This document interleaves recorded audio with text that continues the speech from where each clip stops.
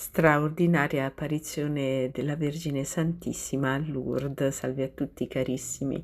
Oggi voglio parlarvi di un fenomeno straordinario che si è verificato a Lourdes proprio oggi, 1° giugno 2023.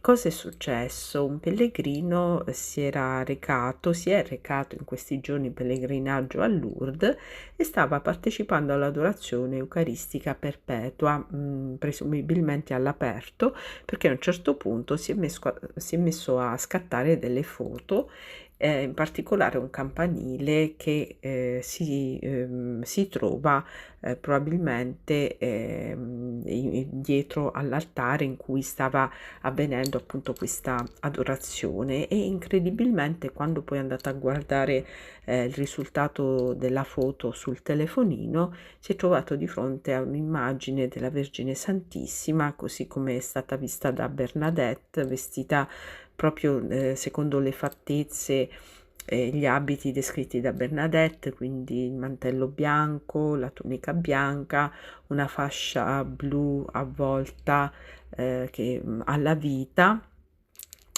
E questa immagine era sovrastata da probabilmente delle creature angeliche.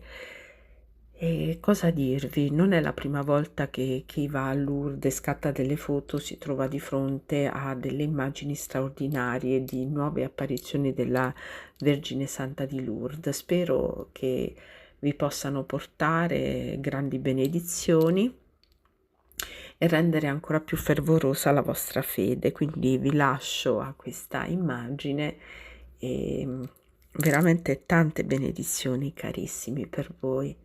Alla prossima.